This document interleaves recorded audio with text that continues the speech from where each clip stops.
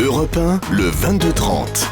L'écho du jour, Jean-Michel Duez. Bonsoir Joël Chollet. Bonsoir. Vous êtes le président du conseil d'administration et fondateur du groupe de services à la personne à domicile et vous avez publié ce matin vos résultats annuels pour 2012, résultats qui sont en hausse d'ailleurs. Oui. Voilà quelques chiffres. Le chiffre d'affaires progresse de plus de 8 millions à 37,7.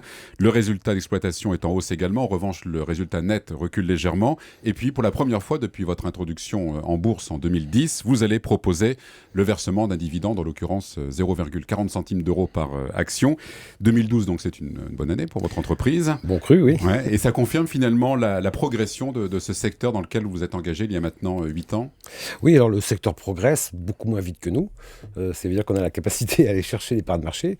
Effectivement, c'est un secteur qui est très dynamique. Ouais, et pour quelle raison? Alors, c'est une nouvelle façon de travailler, d'aborder l'aide à domicile? Alors, ce sont deux choix stratégiques qu'on a fait. Le premier, on l'a fait à la création du groupe, où on s'est très vite rapproché du marché B2B, donc de donneurs d'ordre qui sont des mutuelles et des assurances, avec qui on a construit un partenariat qui aujourd'hui explose et donne donc des résultats qui sont intéressants. Et ensuite, il y a 2 ans, on a pris un tout petit virage en se disant, en dehors du confort ménager, qui est notre premier métier, et de la garde d'enfants, notre deuxième métier, on va rentrer sur le marché du maintien à domicile des personnes âgées, dépendantes et handicapées, cela à la demande de nos clients, qui avaient leurs parents très isolés, très loin, et qui nous demandaient comment on pouvait nous aider pour les maintenir à domicile. Donc on est C'est ce que vous appelez le B2C en fait, c'est ça? B2C, tout à fait. Ouais. Là, on est rentré sur ce marché en fait, et on connaît une progression qui est très forte. Alors il y a une progression très très forte pour le coup, là c'est l'aide aux personnes âgées. Tout à fait, ouais. Absolument, c'est ça.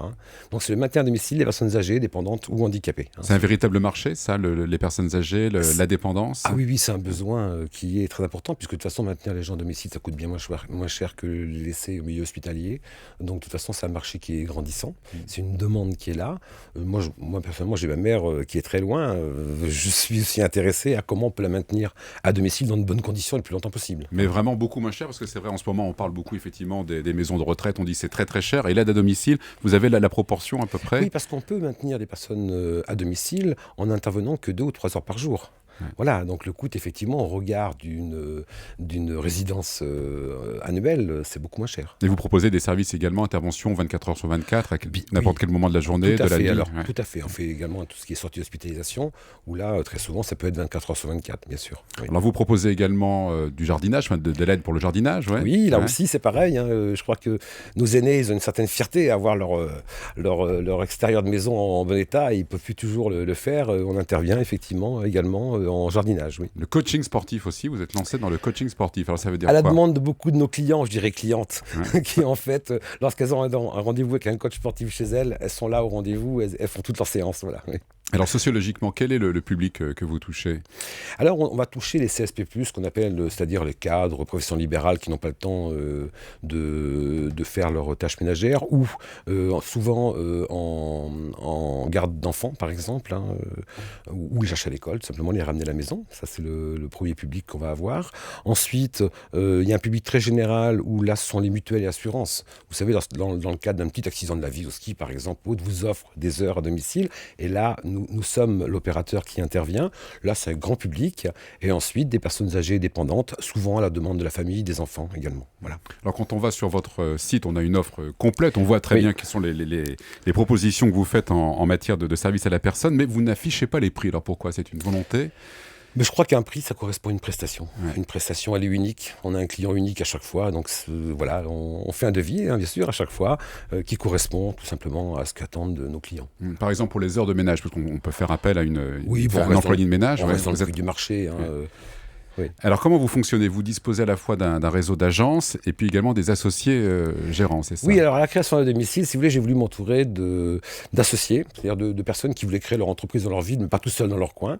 Donc on s'est associés, on est majoritaire, le groupe à domicile Europe, dans ces sociétés-là, et j'ai un associé qui est gérant de son entreprise. Il apporte une partie du capital? Absolument, il apporte 40% du capital, voilà, mais il se lève tous les matins pour lui, il court pour lui, il est très disponible et forcément à arc-bouter sur la qualité du service, et on a de bons résultats grâce à ça. Et les agences fonctionnent différemment? Et on a également 21 agences en direct, voilà, avec un manager à la tête de l'agence qui anime un centre de profit en fait. Voilà. Alors vu vos bons résultats, on imagine que vous avez des envies justement de progresser. Quelles sont vos perspectives, vos envies pour Alors, pour les prochaines années? Écoutez, on va faire progresser le B2B parce qu'on est leader dans le B2B, ça c'est important quand même, traditionnellement.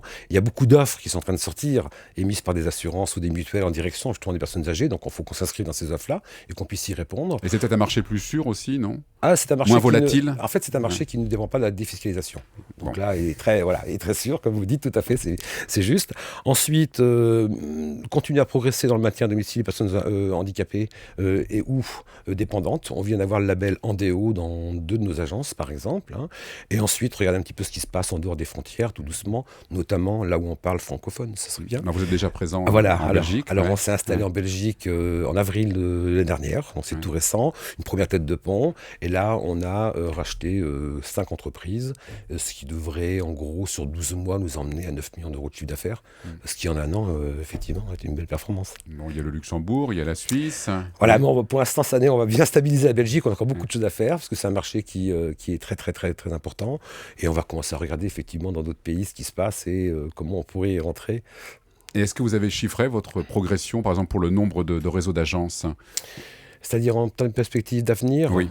Écoutez, on a ouvert 6 nouvelles filiales en 2012. On a beaucoup de dossiers de croissance externe qu'on observe sur la France ou en Belgique.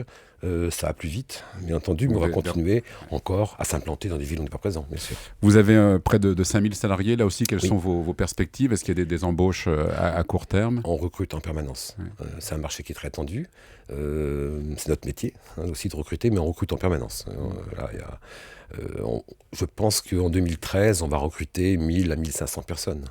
Voilà. Et ce sont des emplois à plein temps? Alors, ce sont des emplois qu'on voudrait bien à plein temps, surtout quand les personnels sont très satisfaisants, mais sont souvent des temps partiels choisis. C'est-à-dire que nos intervenantes, par exemple, ont un enfant, donc le mercredi, elles ne souhaitent pas travailler, donc elles choisissent elles-mêmes un temps partiel, en fait, qui les arrange par rapport à leur confort de vie environ familial. Quelles conséquences la crise a-t-elle sur votre activité? Je ne vais pas dire aucune, parce que je pense que je ne vais pas faire plaisir à tout le monde, mais très honnêtement, on a une capacité assez forte à prendre des nouveaux clients.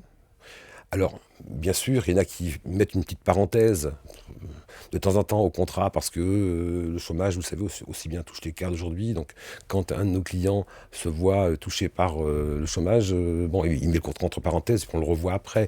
Donc, on perd quelques clients où le panier moyen se réduit un petit peu parce que la conjoncture, on est quand même dedans comme tout le monde. Ceci étant, on a une capacité à prendre des nouveaux clients qui est tellement forte que vous voyez, sur un marché qui a fait plus 4% l'année dernière, on fait plus 28%. Voilà. On dit beaucoup en ce moment qu'il est difficile d'entreprendre en France. Est-ce qu'en 2013, effectivement, vous pourriez lancer à domicile dans les conditions où vous l'avez fait? Je pense que oui. Un entrepreneur, lorsqu'il a envie d'entreprendre, qu'il a vraiment un bon projet, je pense qu'il n'y a rien qui l'arrête. L'environnement, c'est pas ce qu'on regarde. C'est pas ce que tout le monde dit? Écoutez, moi, je recréerais un nouveau domicile demain s'il fallait le faire. Ça serait plus difficile, puisque le marché est plus mature qu'il l'était. Je pense que quand on crée un business, il faut le créer aussi au bon moment. Voilà. Il ne faut pas y penser une fois que tout le monde l'a fait depuis 3 ans. Quand on a une bonne idée, aujourd'hui, elle est valable quelques mois, mais il y a quelqu'un d'autre qui l'a en même temps que nous. Je crois qu'il faut être agile et rapide, ça c'est certain. Et les autres qualités, après, persévérant aussi, j'imagine? Persévérant, bien sûr. Savoir embarquer beaucoup de monde, parce que quand même 87 filiales, c'est 87 associés qui sont venus avec nous, il faut savoir les embarquer. Je crois que même une intervenante sur le terrain, il faut savoir l'embarquer dans notre projet, dans l'entreprise, qu'elle s'y sente bien, qu'elle ait envie d'évoluer dans un milieu qui est dynamique et qui est en progression. Je crois que c'est toutes ces qualités qu'il faut avoir, et puis être rigoureux au niveau de la gestion. Mon Dieu, ça c'est important.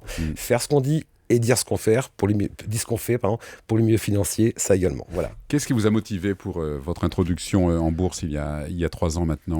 Alors, on avait quand même des ambitions assez fortes de croissance. La croissance, ça demande quand même un certain nombre de fonds disponibles.